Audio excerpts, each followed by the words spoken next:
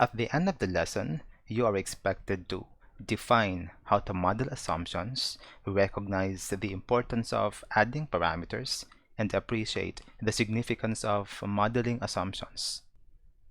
Choosing a certain model to use is not a product of nowhere. It must be well thought of.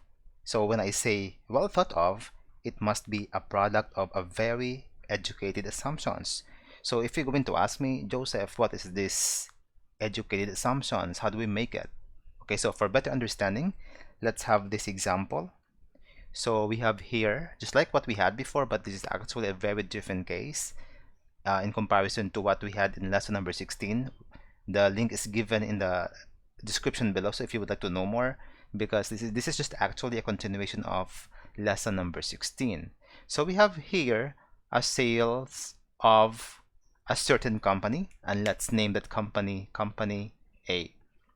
So company A has made sales from 2015 based on the record to 2019, that is in USD, in million USD. So we have from 10 million going to 50 million. So in our record we have from 2015 going to 2019. So what is this story all about? So based on this illustration, our principal assumption is that there is a linear relationship between x and y. So before, in our lesson number 16, we said something about linear equation or linear relationship. And this linear relationship can be found between x and y. So this is our x and this is our y. Okay, so the points here are the sales for the respective years, which is denoted by x, and this can be modeled using a straight line. Okay, so let me draw a straight line so everybody could see, so you can see there. Okay, so okay, right, so that is our straight line. Or we can also say that there is a decrease from 2015 to 2019. As you could see here, it's actually from 50 million going to 25 million. So to be specific, if you're going to take a look very closely, we could say that there is a decrease of 5 million for each year, and that is to say, in 2015 we have 50 million. Okay, then in 2016 we have 45 million US dollars. So just taking for granted that this point here really coincides with 50 and this one is really halfway. Okay, so seeing this model, maybe you would want to park because for you it is perfect. What if I tell you that something is wrong with our assumption? So this assumption is not actually perfectly satisfied. And our hope and desire for every assumption that we come up with must be adequate. Let me write adequate here. Okay, so this is our desire and this is our test. The test must be that the model should be adequate for every assumption that we can make. So maybe you would ask me, what makes it adequate? What is the meaning of adequate as far as this situation is concerned? So it is adequate in the sense that it produces a model that is beneficial and useful because it can predict our future sales. Again, I want to repeat that. It produces a model that is beneficial and useful because it can predict our future sales. So the keyword here is actually predict our future outcome. So based on this illustration, this model can be written as y is equal to the function of x, which means y is equal to x. This model may somehow satisfy. Okay? So maybe you would like to ask me, does this really satisfy? Does it? Or doesn't it? So let us check. Let's examine closely if this really can predict so that it will become an adequate model for the situation. Okay, so as you could see, the amount of sales made is decreasing. That is from 50, which is the highest in our illustration, and going to 25. So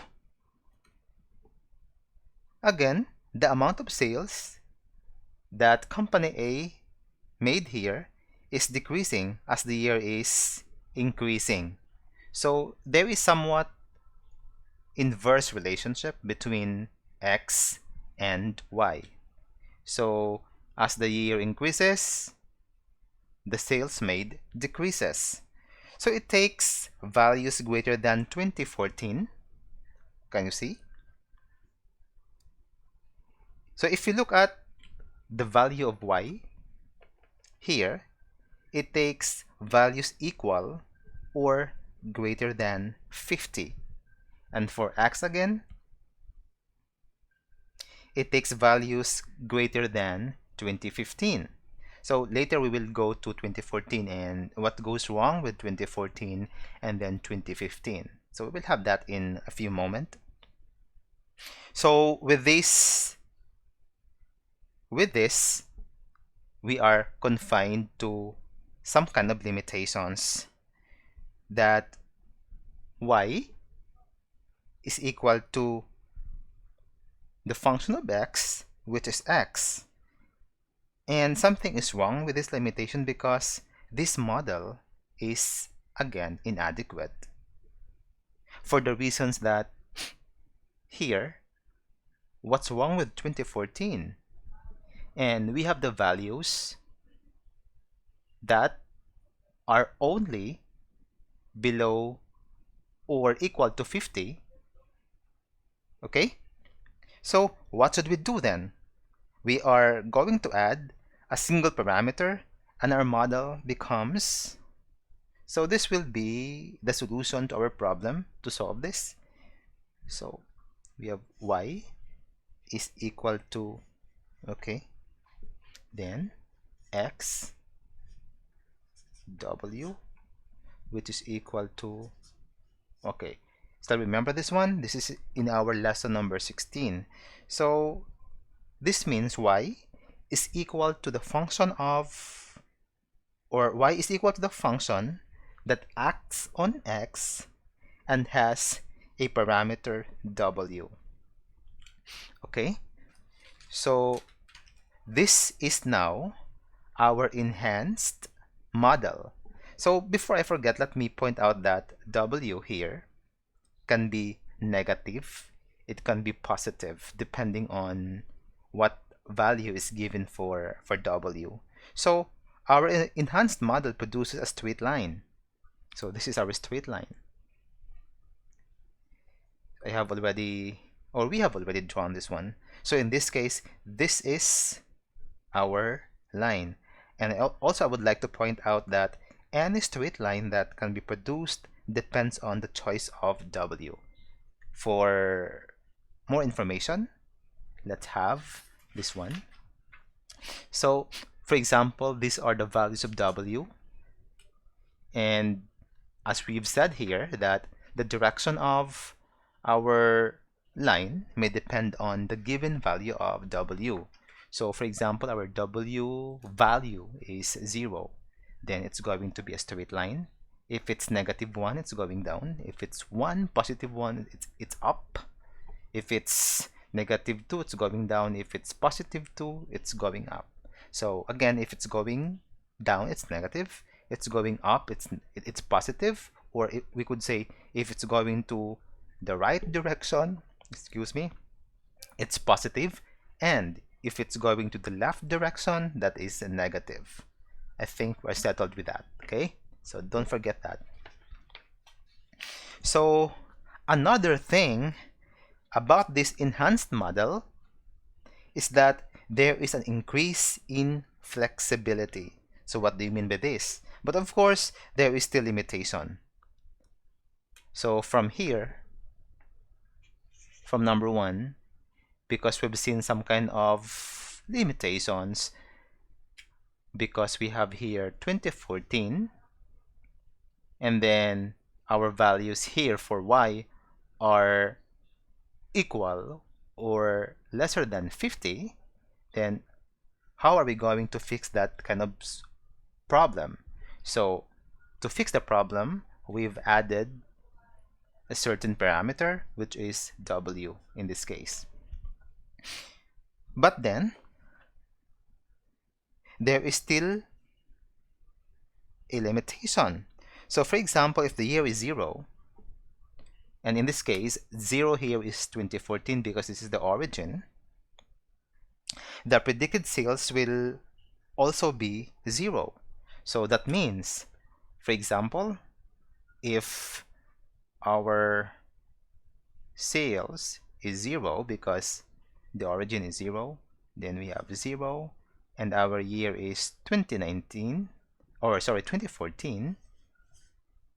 Okay, for example, then it will result to 0, right? 0 times 2014, that is 0. So with this, we can really say that something is really wrong. So how are we going to remedy that? So because of this kind of limitation, we can say that this model is not realistic.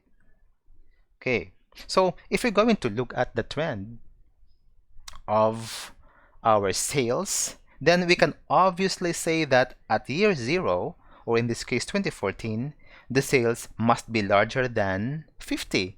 So that means we cannot draw like this, right? For 2014, because we are not doing black magic in this case. Of course, if you are into business, I am so sure that you would know that this kind is really, say, very impossible to happen. Okay, so what should we do then if this is the case?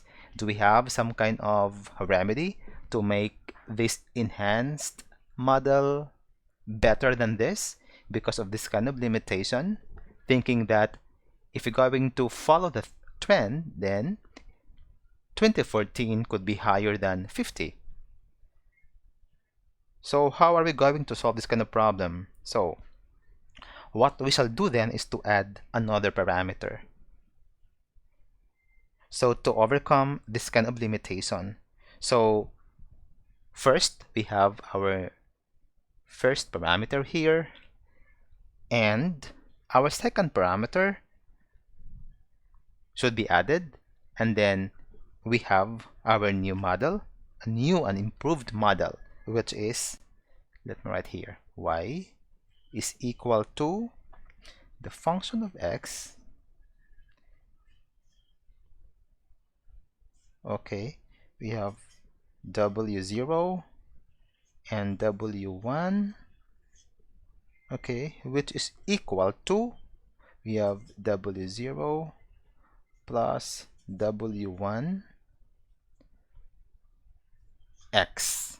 So what does this mean? Y is equal to the function of f that acts on x and has parameters w0 and w1. So this equation is now our standard equation. So I believe you have already met this one before. I'm so sure of that. So if this is your first time, maybe you would like to ask, what do these two parameters mean? Do they say something different than this one, or it's just an addition to this one, being an improved and a standard equation? So w0, let me point this one, w0 is actually the intercept. It is where the line intercepts the y-axis. w1 is the gradient of the line. So increasing W0 changes the point at which the line crosses the y-axis, and increasing W1 changes the gradient of the line. What is this for? Why do we have to study this? If our assumptions are not met, the model does not correctly reflect the data. Most likely, this results to inaccurate predictions. Bear in mind that assumptions is a case-to-case basis. It is always recommended to model and verify if it is appropriate for use. After all being said and done, let's try this. How do we model our assumptions? Why do we model assumptions? Please write your answers in the comment below. Do not forget to subscribe, like, and share. Please click the bell button to be notified every time we have a new session. See you in the next lesson.